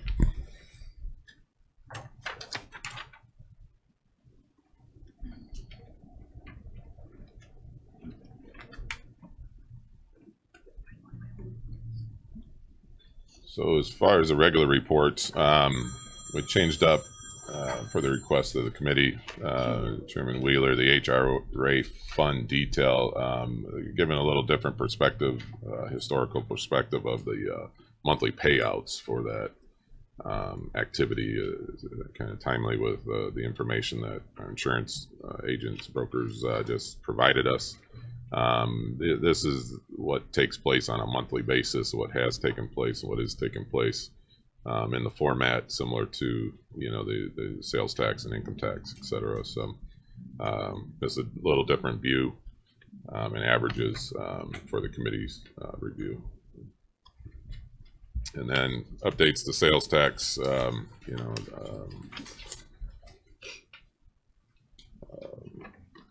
through. I'll let everybody take a look if you have any questions. Income tax actually came in higher from the previous month for once, so that we'll see how that trend continues. Obviously, the inmate bed rental continues to trend up with the DHS program.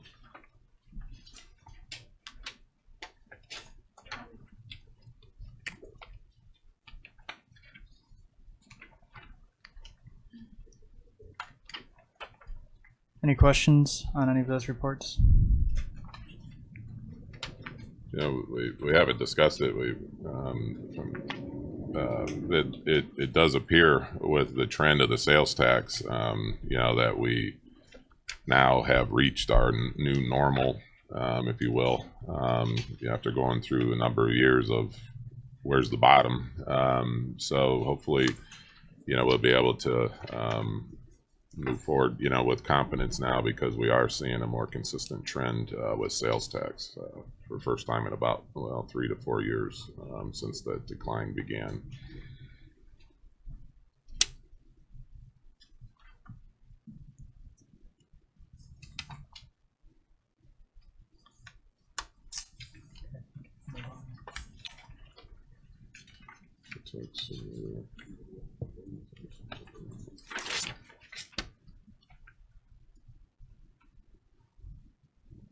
And replacement tax was supposed to go down this year, and it's going up.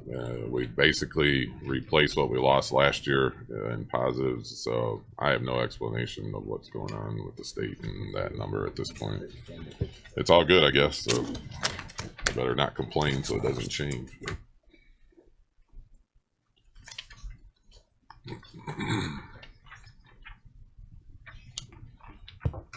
All right. If no other questions on the regular monthly, we'll move to fiscal year 17. Toward the back of your report, Similar format to the FY16 report, 4-year analysis. This is year-to-date comparison through March. So this is a cash basis report. It does not build in accruals like the full year report does. And looking at trends, both revenue and also expense. There's one note though, please make about March of fiscal year 17 is different from the other 3 years. And March of 17, there was 3 payrolls in March of 17, and there are not 3 payrolls in any of the other March years. So that total was $746,000, $750,000 additional expense that is not apples to apples to the other years. So if we were to take that out and look at apples to apples, we're basically running we're between $900,000 and $1 million better off in fiscal year 17 than compared to fiscal year 16 from March to March on a cash flow basis. So we are working on projections to see how this is going to go out with accruals and with everything built in right now. And we'll be bringing that back as soon as that's available. So it's going out to all the department heads for review. So we are taking a look at how that will trend out for the entire year. So so that's some really good news. I've shared with some people that I don't show a lot of excitement, but this is the first year in a long time that I've been excited to do a projection. I'll just say that. So I'll leave it at that. I'm not going to say multiply because we're 4 months in times 3 because it's not that simple. And I'm not trying to say that that's what it's going to be, but we are going to take everything into consideration and go forward. So we just wanted to bring that information to you to give you some idea what's transacting at this point. See if there's any questions. Any questions? Mr. Wheeler? Thank you. And this, it's more of a statement. It's, if you look at, as we looked at the first quarter, not with March on it, we were looking at roughly overall flat expenses and about a 25% increase in revenue. So that manifests in a really the best first quarter we've seen as far as expense to revenue that I can think of, and probably since the bubble. 09, we didn't go back that far, but I think we went 4 or 5 years, at least at the height of the programs out in Justice Way. So at least as far as, head count. So I will say that we're running a very tight fiscal operation. This, going forward this year, some decisions that were made on the budget seem to have panned out. Some decisions we made to keep some people looks like it's paying for itself and then some. And going forward, as long as we manage this the right way, it provides some of that giddiness that Steve is exuding up there right now. But we're doing what we're supposed to, I guess, is kind of the question. We just need to really keep an eye on it. And that's why when we start to talk about next month as a semi-annual projection, and the end of June for July could be amendments, what the year is really going to look like, and then a 3-year plan. Because as we all know, in 2020, we lose access to outside capital. And really, we lose it almost in 19 because we're only getting $1 million that year. Next year is going to be tough because we're only getting $2 million on a TAW basis. So as I tell people, we got to be ready to move out of our parents' basement in 2020 and be able to survive on our own as far as cash goes. And that's kind of a real assessment. So it may look like when he says $1 million to the better, that's not cash we have. That's just less cash we owe. So I had to really put that stipulation out there. We see that light at the end of the tunnel, but it's really until we know what we're going to be in 2020 until we can say for sure that this is what we're going to be and what we can do. Thank you. Yeah, it's really nice to be able to have this discussion. It definitely feels a lot lighter in weight. However, we still have a cash problem. We still have a lot we owe back. So we've got to manage that and realize we have a $4.8 million deficit as far as fund balance, and then all the cash that we've had to borrow for this time of year. We still have a long way to go, but it looks like we're getting the opportunity to start getting out of that hole and climbing out of that hole. And that's we have to make sure that focus stays together with the good news, and that we still have a lot of work to do going forward. Mr. Vickery. Well, just a comment. Well, we cut $8 to $10 million out of expenditures, and we did that over the last 3 to 4 years. So the hard work's been done as far as expenditures. Now we just need to increase revenue. Thank you.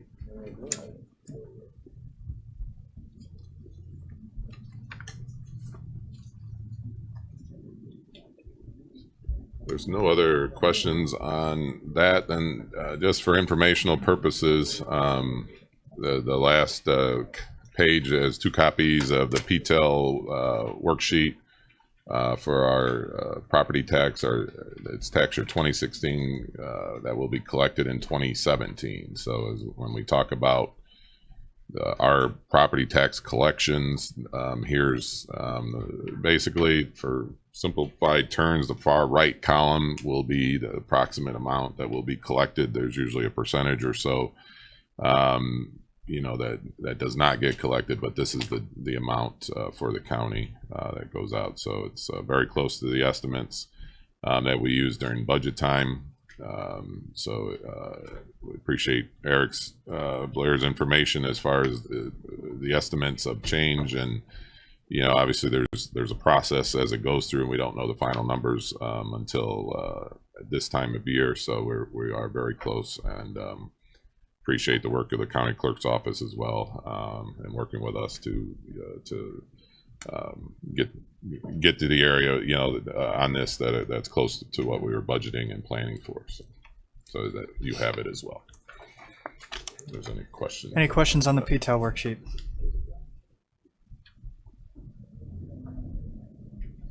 Mr. Wheeler? Just to mention that we are going to be taking a close look at this when we do our projections for next year, because there are some shifting sands, if you will, as far as things we might be able to do that became available to us. So we're gonna spend a little bit more time deliberately working on this for when we do our projections for next year. All right, thank you. Any final questions for Mr. McCarty? Thanks, Steve. Move on to the next agenda item, which is the Sheriff's Department with Sheriff Downey.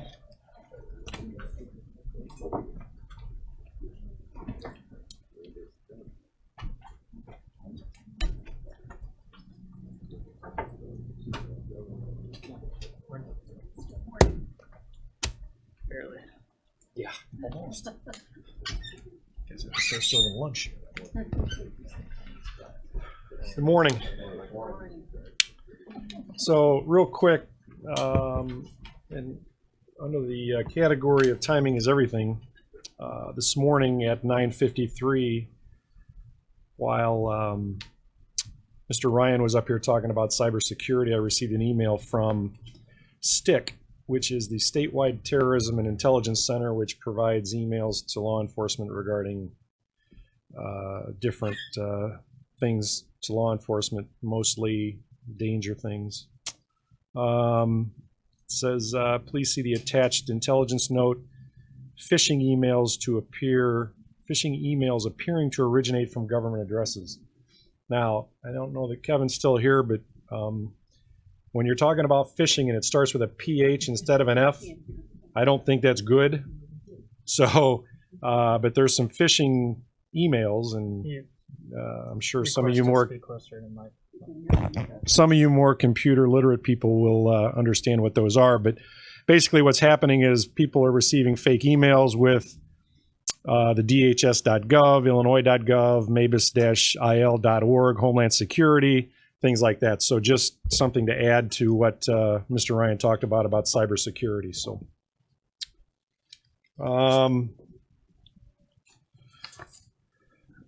as far as updates on the first part of the agenda, Our average housing in April through yesterday, and that includes everybody, is $23,775 per day. Compare that to March, which was $22,634 per day, and compare that to February, which was $21,466 a day. Those are averages for what we're bringing in per day. To kind of jump on what Mr. McCarty indicated, that things are heading in the right direction in a lot of places. I'll try to remain as giddy as Steve is, though. If you can use giddy and Steve in the same sentence.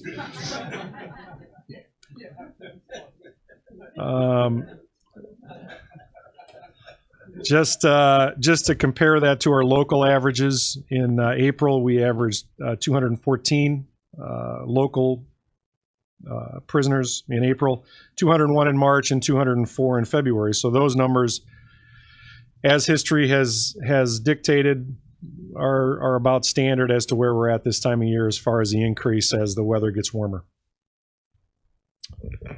Questions on ICE or inmate housing? A couple of clarifications. I know that the staffing numbers you guys receive, and ours are broken down quite a bit, but I don't know that they're broken down quite enough from the standpoint of what maybe you see and what you interpret from these. While the number's right at 44, which does include me, the patrol number lists here the sheriff's patrol at 39, and that number is actually 26. And it's 26 when you get down to, we have 1 assigned to our IT department, we have 2 assigned to the Metro, we have 3 assigned to the courthouse, we have 5 assigned to investigations, we have 1 in the schools, and we have 1 in KMEG. And of those that are in those assignments, we receive approximately $300,000 in reimbursement for their salaries. So while the number on your staffing sheet says 39 patrol, there's actually 26 patrol. Mr. Wheeler? Mr. Chairman, thank you. Could you maybe shoot Lynn an email with the breakdowns so we can maybe include that on this report going forward? Just as far as, you call it other patrol, you could maybe put all those in another basket. Well, we can tell you what it is. I mean, Right. It is what it is. For maybe just to keep it all on one page, but Yeah. just so we get an accurate picture. These are the people that are on the road. Well, and that's what, I guess that's my point. As the number is accurate, sometimes the rest of the story, if you will, is what staff are doing. And, a couple things you should know, the investigators, we can say, well, let's put the 5 investigators on the road. And I guess my question back would be, who's going to investigate the triple homicide out in Hopkins Park? Who's going to investigate the other homicide in Hopkins Park? Who's going to investigate home invasions? Who's going to investigate armed robberies? Who's going to investigate all these things that patrol doesn't do, nor do they have time for? If you want us to serve papers, which we're required to do, write tickets, which is revenue. So, I mean, there's a lot of things that I think need to be clarified in the staffing report, that just for your information, not so much, whether the number is right, wrong, or otherwise, just for your clarification, so you know. And then I would ask if I could get an email from Lynn giving me the list of the corrections, because I have a different number than her 110. I have 106. So I don't know where we have some people that are off that aren't being paid for various reasons. I don't know if that's, and probably won't be back, but again, those are just to clarify and make what you're receiving make some sense. Mr. Legess? Yeah, I just wanted to ask Mike, at your 106, if we start getting more ice, are we pretty well set at 106, or will we have to add No, more? we're still, our overtime is still an issue. Oh, okay. So that's going to go up. We have a stack of applicants that are waiting polygraphs. Okay. And those don't happen. I mean, those happen sporadically when the polygraph is available. Do we have anybody out training now that have to come back? Well, they're included in this number, but we do have, I believe we have 6 in Springfield that are getting Okay. trained right now. Okay. Mr. Washington? Mike, how much more space do we have for ICE? Well, we are averaging right now, we're averaging anywhere from 120 to 125 ICE per day, which is pretty much what they told us. They have indicated that they need more space. And we have, I think I mentioned, I don't know, it must have been to the Criminal Justice Committee, that we have prepared our flex housing unit, which holds 64, that we can house 64 more. So technically we can house 144 in K-Pod, 64 in flex, and my math would say that's about 208 or so total. So That's the reason I asked quick. yes. Well, we have inmates in there now. We have inmates in flex now. We would move them downtown. We still have 2 floors empty downtown. So we would move some of those downtown. The other issue, which is, I guess, a good issue to have, is our U.S. Marshal number is going up as well. So that all helps. So next on the agenda, on my agenda, is the surplus vehicles. We have 3 vehicles that we want to surplus. They are a 2007 GMC Yukon, a 2010 GMC Acadia, and an 11 Enclave. We are prioritizing our fleet. These vehicles are starting to accumulate maintenance costs, and technically they are what I would consider non-police cars. And so we would like to obviously reduce our insurance costs and things like that. So try to eliminate vehicles that we don't need. Mr. Seroy? Your motion to put these vehicles on surplus. All right, motion on the floor. Second. Mr. Vickery? All right, further discussion or questions on this? Further comments to be made about it? No. All right, if Thank there you. are none, all those in favor say aye. Aye. Opposed, nay. Motion carries. And lastly, and while it's not on the agenda, it's just something that happened recently. I'm sure you saw in the paper. The individual that we had who was in courtroom 300 for murder trial was convicted. I believe last, what's today? The day before, maybe, something like that. If you recall, he has numerous health problems without violating HIPAA. He requires 24-hour care. He went directly from the courthouse. He was not in our custody at the time. The judge released him on a recog bond, and he was basically put on home detention that probation and our deputies checked on him every day. His mobility was very limited, but he was still out, and he was accused of murder. So, and once he was convicted, the judge revoked his bond, and so he is now in our custody. He is presently in the hospital and will remain there until he gets sentenced. So that's going to be a cost that our county is going to incur, that we really don't have when we talk about costs that are uncontrollable, that would be one of them. Mr. Vickery? Thank you, Sheriff, for that update, because the minute I read the article, that after your explanation, that popped into my mind. Where does he go? And after sentencing, what is a projected? Well, avenue? a couple things. First of all, for our sheriff's detectives, the work they did on it to get a guilty verdict, it was outstanding. They did outstanding work. The state's attorney, we talked earlier about, all of our cooperation. The public defender, probation, Tom's not here anymore, and the courts. I mean, we all work together to. I can't say we all work together to get a conviction because that would include the courts, but they were on their own. But everybody else worked together from the standpoint of prosecuting him, housing him, making it as the least cost amount we possibly could on the county. Unfortunately, now that he's convicted, we don't really have a choice. So they have expedited his court date, and we are looking, I think, at May 12th for him to be sentenced. And if he gets sentenced on that day, and there's no guarantee, but if he gets sentenced on that day, there is a good likelihood that he will be out of our custody within a day. Mr. Wheeler. Thank you, Mr. Chairman. Is there a time period when someone who is an inmate, or in this case, a convicted inmate, when they go to a hospital, they're no longer in custody. They go, and then they're Medicare eligible or Medicaid eligible, excuse me. Well, we do pay the Medicaid rate. And where our medical department is looking into those possibilities of alternative pay. So we are exploring those options as well. Sure. I also want to mention that vans are here, and we executed a lease on the vans. So that's taken care of, and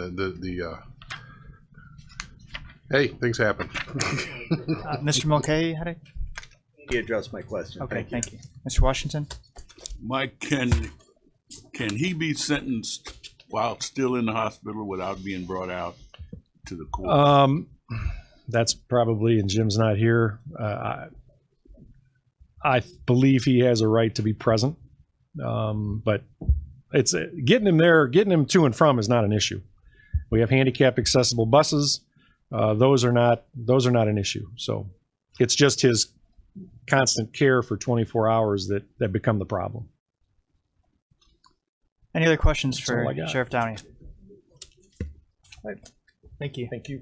Move on to the next agenda item, which is other business. The first we have is the sexual assault MDT response team grant that Andy will address. Thank you. In the spirit of one thing we were talking about earlier, this is from the state's attorney's office. They had an opportunity to higher level of match, of funding, but we had to match that funding. So when, kind of dovetail on what we had mentioned with Nick, that people bring it to this committee, even though it's a small amount of money and it's within the budget, it's the committee's purview. The previous match was $14,000, roughly $400. The new match will be $18,000. So we're basically money ahead if we do this. So I just wanted to bring it to the committee's attention, even though it's within the state's attorney's budget and all of that stuff. At least we know, and if anybody had any issues, they could let us know now. Okay. So that was it on this. It's more informational, and then if things need to be adjusted later on, we can take care of that regarding budget. So anything else? Not on that. Okay. And then the other business. We'll move on to other. Yeah, I'll try to make it quick. The regional ICANN is moving out to the new building, which is the old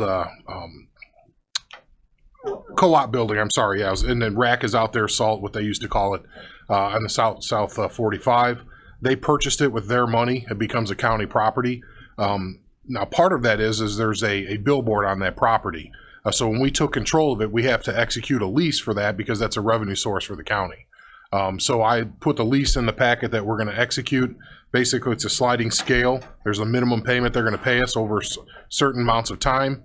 But then there's also a revenue number. So if they get a lot of business out of it, we get a percentage of the revenue.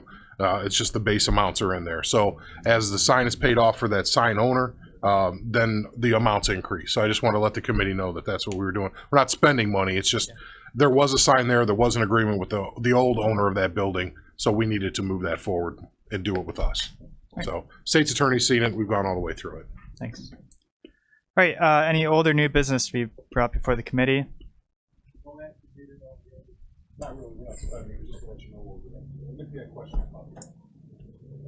One final call for any old or new business. If there is none, take a motion to adjourn. Mr. Lejes, second by Mr. Mulcahy. All those in favor say aye. Aye. Opposed, nay. Motion carries.